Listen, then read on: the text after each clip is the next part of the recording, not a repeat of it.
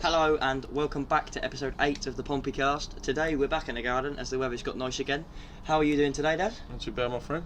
Good. Well, today we're going to be talking about the return of the Bundesliga, what's happened with League 2 earlier in the week, the SPFL, the Scottish Premier League, what's happened over there, talking about the Premier League coming back possibly, talking about Troy Deeney and what he's had to say about the restart of football, more about the SPFL targeting something, and still no League 1 resolution. So we'll start off with what I just said, with the fact that League 1 still hasn't had a resolution from anyone. They've had now 3 meetings, I believe, and they still haven't come to a conclusion. And it's getting a bit silly now. There's been weighted points per game, unweighted points per game, finishing the season, and no one's really said or come out with what they're actually going to do. What do you think of them still not having a resolution for that? Well, I think so. Obviously, there's some clubs like Portsmouth ourselves, Sunderland, Ipswich, or 6 of them, wasn't there? Sunderland, yeah. Portsmouth, Ipswich, Fleetwood, Oxford. Peterborough and Oxford all wanted to play the season on. Obviously that would be the fairest way in a normal scheme of things, but I don't think the League 1 season will resume. It's just now a case of the clubs in the league, the 23 clubs, because obviously Bury 23? 23, yeah, because Bury would have been 24. Yeah, because obviously Bury ain't there anymore, debating and trying to come to the best conclusion.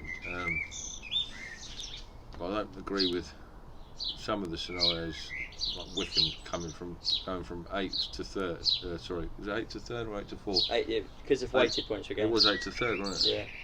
Yeah. It was something like that anyway. Yeah, I don't agree with that.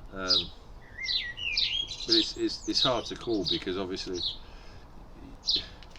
teams in a normal seasons, teams could have good runs at the end of seasons, bad runs at the end of seasons. Teams could, same at the bottom of the league. Well, look at when we won League 2. We were out of it. We lost to Crewe, and exactly so. But then we didn't lose for the next 10 games. We won the league. It's a very difficult situation. But I certainly don't agree with one of the aspects going forward. I mean, especially as a Pompey fan, that we dropped from 4th to 7th and don't even get the playoffs. Yeah. I don't agree with that at all. That's completely wrong. I'm not just saying that as a Pompey. I mean, any club would complain. Any club wouldn't think that was right at all. But yeah. Yeah. Well, I was reading just a few minutes ago. Pompey put out that they'd come to an agreement, so to speak, that they just needed 51% of teams to vote. So just a little majority to vote on whatever they're going to do, and I think it was either to play on or to have it on unweighted points per game, which I think is the fairest way. If you're gonna complete it and you're gonna do it on points per game, weighted points per game is unfair. I think unweighted points per game is that's average. That's fair, because teams home and away, factoring that in can be difficult. But if you've got unweighted points per game, I think it stays relatively the same anyway. Pompey will stay 4th, Oxford stay 3rd, Coventry and Rotherham will get promoted, which I think is fair. Ultimately, they've been 2 good teams, especially Coventry to win the league. Coventry, yeah. I think they deserve that. Don't know about Rotherham. Yeah, I don't know about Rotherham, but I think Coventry have definitely deserved to win the league. Yeah. But for unweighted points a game, Pompey would be 4th, playing I think Fleetwood in the playoffs, and then Peterborough would I think Peterborough might miss out if it's unweighted points per game. I think they'd finish 7th, and someone would. I can't remember what it all is. Oxford would stay 3rd. It relatively stay the same. It's what they've done in the Scottish Premier League. So I think that's probably the fair way to do it, in my opinion. I think with 51% of the vote, I reckon it's going to happen. Yeah, I think whatever. Some teams are going to miss out, and some teams are going to complain. I mean, that's just unfortunately that's the way it is. I think because the League 2 obviously voted to end their season, there's got to be promotion and relegation from the leagues above, because they can't promote teams, and then the teams in League 1 can't get relegated. So there's got to be some sort of I mean, in a way, I can't understand how League 2 has set the precedent for the rest of the leagues to either finish or because they've done it first. That to me is a bit strange. However, the Championship did kind of say it first, because they did say they wanted to continue.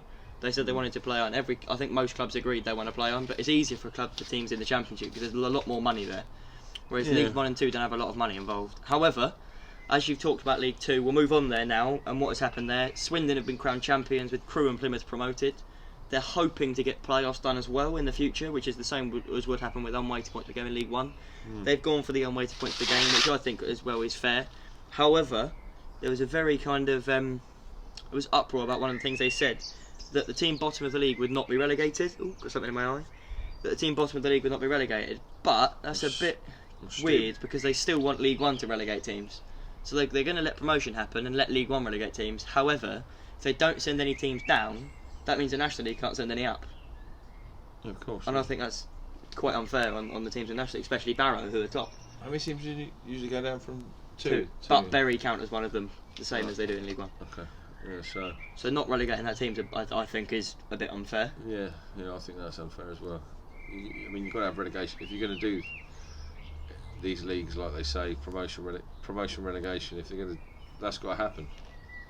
So Stevenage have to go down, and Barrow, the team at the top of the. Well, it won't just be Barrow; it will be 2 teams go up because 4 will go up. Yeah, of course, yeah, but it'll be 2 teams. Obviously Bury. But Bury count as the other one. Yeah, of course. So the team will go up in the playoff in the National League as well. Yeah, but you can't just as League 2 say, right, we're not relegating anyone, which then National League can't promote anyone. North and South can't promote anyone. Yeah, you've got to have promotion relegation. So unfortunately, Stevenage do need to go down. If they're going to win, well, they've ended it. So if they want to set a fair precedent, then they've got to do that now. They can't just turn around and go, yeah, no, we're cancelling, but we're not sending anyone down. Sorry, National League. Yeah, completely agree. I think everyone's got to agree on something. They can't just go League 2 will do this, League 1 will do this. I reckon the whole football board, from League 1 down, should just have to go, right, we're going to relegate and promote. Yeah. That's the fair way, in my opinion. Agreed. And I think you agree with me there as well. Yeah, I do. Anyway, we'll move on. We're going through leagues in the UK at the minute. So if we'll stick to England for now, with the Premier League, which I think it was today or yesterday, came back to training. Tuesday, yeah. Tuesday it was. So they came back to training after 6 people out of over 700 tested positive for coronavirus. However, to put that into perspective, that's a very good kind of number relatively, because 6 out of over 700 is very good, and that's not good. Getting bitten by a bug. Tested. But but also to put it into the 6 out of over 700, but it's not just 6 players. We thought we'd just mention this, that it could be 6. It could be 6 staff members behind the scenes at I think 6 different clubs. We're not quite sure. Yeah, of course. Because they're not releasing who it is. I'm getting bitten by bugs here, which isn't fun. That's the joys of recording outside. But as we said, they'll come back to training. Obviously, sets a precedent. It's good to see that they're trying to get Operation Restart up and done to play in neutral venues. What do you think of that? Well, I think the Premier League will restart. Just whenever it does, I don't know. I can't speculate on time restraints, but there's too much. there's so much money in the Premier League to do with TV rights and things like that. That I think that will sway it eventually. That they will restart the Premier League. I don't know when it will be. I think probably mid-June's more realistic, but I do think they'll start the Premier League just for the sheer fact of the financial implications to not restart it would outweigh anything else. That's my view. Obviously there are testing players in the Premier League now, like Blake just mentioned, so there's a plan in place. Obviously there's more money in the Premier League, so they can do that, where you can't do that further down, or certain clubs can't afford to be spending £150,000-200,000 to be testing players and staff, whereas in the Premier League obviously there's a lot more money. So we'll move on to another Premier League player. I'm getting attacked by bugs here. This isn't. Dude, go away. This is the Bugcast. The Bugcast now. Yeah. Anyway, Troy Deeney, Watford captain, obviously, has refused to train or play due to the fact he's got a 5-month-old child at home, who did have breathing problems. In all fairness to him, when she was born. Yeah. And he has said he doesn't want to put her in risk. Or he doesn't want to go back to training. What do you think of that? Totally agree with him. Yeah, I think the players should be given a choice if they want to play or not. I think it's just fair to say, right, if you don't want to play, you don't. Yeah. But if you want to get back to train, if you want to get back and play, do it. Yeah, I completely. If you want to start it, do it. Have a vote. Yeah, have a vote for the players. Yeah, I completely agree with Troy Deeney's stance on this. He's like Blake said, he's got a 5-month-old young daughter. Whether she had breathing problems or not, he doesn't want to put his family in risk, and I completely agree with his stance and the way he's gone about it. Can't fault him at all. I think any parent or any would do the same. Don't want to put their family at risk, and I think he's completely right. Luckily enough, Watford have supported him through it. So yeah, I think he's definitely in the right to, and well within his rights to do that.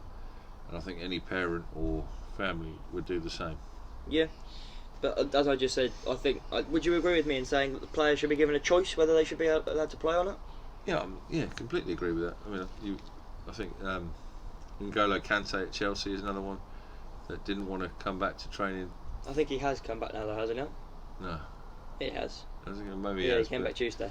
But he didn't want to come back in the first place. But every player should have the right, or every employee, whether it's football or anything, to make, because is it safe? That's the debate at the end of the day. That's another debate, but I completely agree with Troy Deeney's stance. Yeah.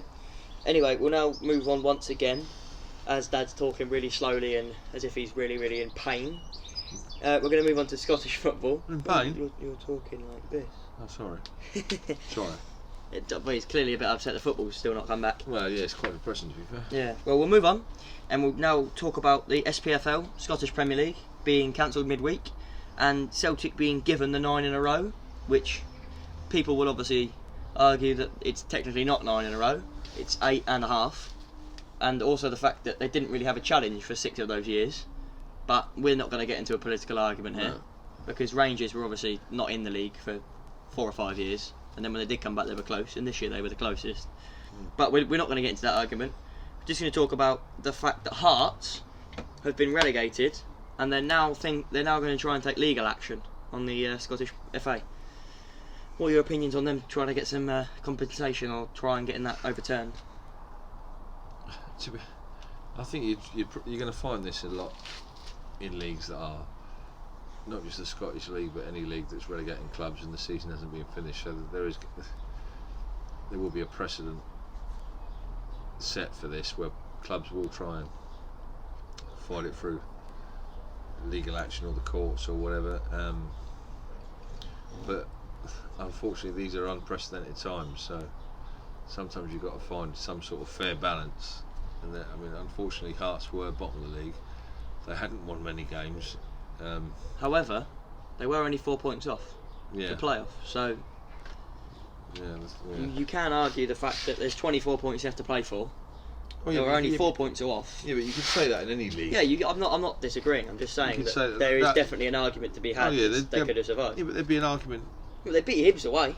Yeah, but there'd be an argument in any league for that. Yeah, but you have to look at it and think, in the last 5 games they played, I think one of them was Hibs away and they beat them. And they beat them convincingly. Yeah, I appreciate that, but in any league it's going to be the same. You look in the teams in the Premier League would be the same. Well, Villa, game in hand. It'd be the same for Championship. In our league, is it fair to relegate teams like Tranmere when they have got a fighting chance? They're in pretty good Southend form. and Bolton, yeah, because they're... Yeah, but you got to look at they're in pretty good form. Yeah. They're only a couple of... Any league in the world, so not just in England either, it's going to have... There's not ever going to be 100% great solution to any of this in any league. Not every team's going to agree with everything unless it's... Because if you null and void it, the top team's going to go, well, what's this about? If you promote and relegate, the bottom team's going to be like, well, no. But going back to this, what Blake's said about the Scottish League, obviously Celtic were, how many points clear? 13 points clear? 13 with having played one more game. So Rangers had a game in hand, but that's still 10 and points. And they had to play each other again. Fine, but even if Rangers won that, it's still 7 points. So it was doable but difficult. Yeah, I wouldn't have said. I think Celtic would have won the league anyway. Yeah. I think Rangers messed it up after Christmas, especially. They were top of the league after. Christmas, so I think it's fair to give Celtic. But then you look at Rangers as well, not just in the league, but they're still in the Europa League. Yeah, just about. So what? But yeah, but they're hanging on. They're still in there. They've gone past Celtic, so we don't know what's going to happen in Europe either. So Rangers could have problems there as well. Yeah, I think the Scottish League's done the right thing. I'm not saying that Hearts getting relegated is a good or a bad thing, but at the end of the day, there's going to be losers and winners because these are unprecedented times. So you've got, unfortunately, teams have to get promoted, have to get relegated if the season's finished early, like it has to do across a lot of leagues, and that's unfortunately Hearts are the unlucky ones. The unlucky ones, Anyway, we'll move on to a club that we know quite well in Scotland, because your dad is from Motherwell, my granddad. Motherwell have clinched European football for the first time in a long time. They finished third due to this points per game or whatever it is just cancelled. They're third in the league. They've been given a spot in Europe, which I think is just amazing for the club. What are your opinions on them being given a European spot? I mean, it's amazing considering they sold a lot of the best players at the end of last year as well. Did recruit very well. Obviously, it is my father's team. From a young lad, Blake's granddad. Where he grew up, just outside Glasgow. Yes, where he grew up. But yes, it's a phenomenal effort because they're only a small team. Obviously, a lot of teams around the Glasgow area. Lanarkshire is where Motherwell are based. They're obviously living. A lot of these teams live in the shadow of Rangers and Celtic being two. I think every team in Glasgow. Any team has got two powerhouses, but with a squad that's. And a team that's got no massive budgets to work with, names, no massive financial gain, no massive, investment really. But yeah, that's a phenomenal achievement for them. So we will say this now: if the European is played in the grounds, we're allowed back in. We're hoping to travel up there for a Thursday night European fixture. We still obviously no one knows if it's going to come back, when it's going to come back. So as soon as we know. We'll try and get down to Motherwell and try and record that for you guys as another ground hop in, but we're not sure. We don't know.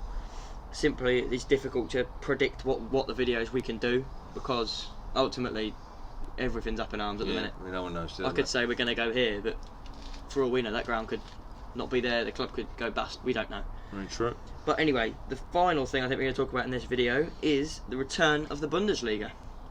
What did you think of the first round of fixtures back? Well, I watched the highlights. You watched the I watched the Dortmund full game, But Dortmund, what's his name? Haaland. Son of the other Haaland that Roy Keane snapped his leg in half. Yeah, I mean, he's a phenomenal player, he is. I mean...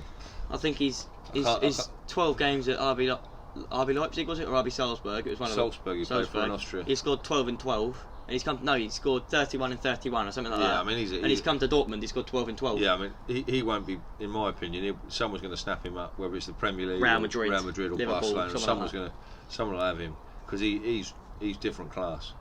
So that was, I mean, it's weird watching the games where there's social distancing, players can't celebrate. Benches are like 2 metres apart, they're disinfecting balls. It is weird, but obviously it'll take some getting used to. Yeah, certainly, but it was good to watch a bit of football that's been missing for the last couple of months. Well, the key stand-up games, obviously Leverkusen's 4-1, I think it was, or 3-1 away from home, with another bright young player. I can't remember his name. I should probably have researched it before I mentioned it. Kai Havertz, that's who it is. There you go, very good. Plays for Bayer Leverkusen. He's got 2 goals and an assist, I think, in that game. They won 4-1. Obviously, Bayern Munich disappointed everyone. We were both predicting them to win 4-1 away against Union Berlin. They won 2-0. They won 2-0. We've got the result right, but obviously not the score. Dortmund to win 4-0 away at home, to their rivals was definitely. Obviously, I watched that game. It was very good. But obviously, you couldn't go through a weekend of football without some VAR controversy, could you? RB Leipzig were playing at home to Frankfurt, I think. Don't quote me on that. And they were 1-0 in the 93rd minute, and the away side scored a goal, which looked fine, headed down, finished in the back of the net, and then VAR had something to say about it and disallowed it, which resulted in it just being 1-0. So, which obviously isn't very good for Dortmund, because if Leipzig had lost that game, Dortmund would have gone even further ahead of them. Yeah, I mean, I do think the German league's it's between Bayern Munich and Borussia Dortmund, in my opinion. Obviously, with another round of fixtures to come this weekend, but it's great to see they're trying to predictions answer diary. Yeah, it's great to see they're bitten by a mosquito again. They're trying to. Well, the football season has resumed, even though it's in a weird scenario. Empty stadiums, just like we said, disinfected balls, 2 metres apart, substitutes. Can't really celebrate goals. So it is a strange. How long this will go on for? You have to look at it in another perspective as well. It's not just the fact that people have now got football back. It's definitely a confidence thing. So people will be like, "Oh, I've got nothing to do," and then they'll come around to it. "Oh, football's back." It's a bit of a boost at the weekend. that you kind It's a of people boost. have been missing. They've needed that little kind of confidence to watch their team play. Yeah, I think it's a boost in general. Even the people in England who are watching German football, I've seen plenty of places people are picking a German team to follow. Yeah, so we wouldn't normally watch German football because I mean, I watched highlights and stuff, but I'd never thought of going. Yeah, I'm going to watch the 90 minutes. Of that. Yeah. But like you say, it's good to watch. It's something It's good football as well. Yeah, I definitely recommend watching it if you hadn't already thought about it. decent standard, mate. Isn't it? And pick Dortmund. Yeah, Dortmund. And I'm not going to say I'm a Dortmund fan for now, but I'm a Dortmund supporter. I know a couple of people that are from that area of Germany. Yeah. Been there a few times. So I'm not supporting them for the glory because they haven't really had much in recent years. But that's my German. Who's your German team? If you have one, pick one out of the blue. That's what you got to follow. You want to go for it? I mean, I think Bayer Leverkusen are a pretty decent club. They're not. I mean, another one that I like, Union Berlin. Their fans are something else. They sold blood to build their new stadium, and they built it by themselves. That's just mental, in my opinion. It is mental, yeah. But I think Leverkusen are a good side. Yeah. Not a massive club, but they've been in the Champions League final in 2002, many years ago. When That Zidane goal, yeah. But they had players like Ballack, Oliver Neuville, people like that. Yeah. Berbatov played for them. That was before all the time he went to United in Tottenham. Yeah, but And Fulham in the end. they're a decent side. Not a massive club at all, really. I think the stadium don't even hold 30,000. Not one of the big hitters in Germany, but they've always punched above their weight. And a very well run club, in my opinion. Yeah. But, Let us know in the comments who you're following in Germany for this period until English football comes back. I'll pick Bayer Leverkusen as my team. Fair enough. And before we go, I thought I'd just mention, with Swindon, Crewe and Plymouth coming up to League One, if Pompey and Oxford don't go up, there's two derbies next season. Swindon versus Oxford, which is quite tasty. Plymouth. And then you have a rivalry between Pompey and Plymouth. I mean, it's not much of a derby, but we don't really like them. No. So I'd like that fixture to come back. It was something to look forward to. Obviously, we have Sunderland to play now, but we seem to have a rival every season somehow. Cool. But I remember a couple of seasons ago it was Oldham. Yeah. Remember that? Fans ran across the pitch. But it's nice to have someone in the league you can look forward to and be like, we want to beat them. Yeah. Cool. You want to have that. Definitely. But anyway, we're going to end the video there. Hopefully, there's more to talk about. Bundesliga predictions will be back out again tomorrow. We'll review last week's as well in that video because we'll have a look at how many points we each got. Any more updates on the AFL? Any more? I'll bring a video straight out for when that League One happens. I won't necessarily wait for the podcast. I'll bring that out as soon as it happens. I'll phone him up and we'll sort that out. And before we finish video, how many likes can we get? I think we go for 30 this week. Really? Yeah, I mean, I've looked at some of Blake's videos from last year. Obviously, people watch when we go to actually watch the game. Yeah, we get a lot more views when you go to away games. It's unfortunate we don't have them. When we're like watching the games, and we're talking in the thousands. But hopefully, our insight into football is. I want 25 likes at a maximum, but he wants 30. So you have to do what he says. Yeah, we have a couple. Don't forget to subscribe down below as well. We want to hit 250 by the end of this month. Yeah. If we beat that, or if we do it, I'll be very happy. It means a lot to both of us. Definitely. And just don't forget to like and subscribe. Let us know what you thought of the video. Let us know what you want to see. For a couple of shout-outs. Be my guest. Do you want to do I don't have any. I don't think. Jordan Webb, loving your Santan, mate. Well done for losing so much weight as well. Yeah, cracking effort, mate. We haven't got many this week. We shout out people. Matt Vaughan, well on your tour around Portsmouth yesterday. You went on a very long walk. Yeah, that's good, mate. I think it ended up going around the whole way around Portsmouth, so fair play to you. Yeah. Any Pompey fans out there that are keeping themselves busy during this time, fair play on you. Yeah. Any people battling it, our thoughts go out to you. Anyone that's recovered from it, fair play. And obviously RIP to anyone that has unfortunately lost their lives. I think it was just under 400 died in the last day, which obviously isn't good, but it is going down. And please stay home. Everyone, stay home, stay safe. Don't mess around on beaches or things like that. When obviously you've seen stories that people are not paying any attention to what the government, even though the government advice is a bit like flaky, like don't go to work. Go to work. Don't go to work. Go to work. But, go out. Don't go out. But yeah, so I think only like Blake says, a couple of shout outs this week. Jordan Webb, great effort in all your exercise you're doing, mate. Your suntan you're getting. We miss you a lot, me and Blake. Yeah. And if you want to be a part of the podcast in the future, just let me know down below, and we'll try and get something sorted. We could do a social distance thing. We don't know. We could do it over the phone. Anything. Yeah. But I'll leave the video there, and I'll see you in about 12 hours when we put out the next video.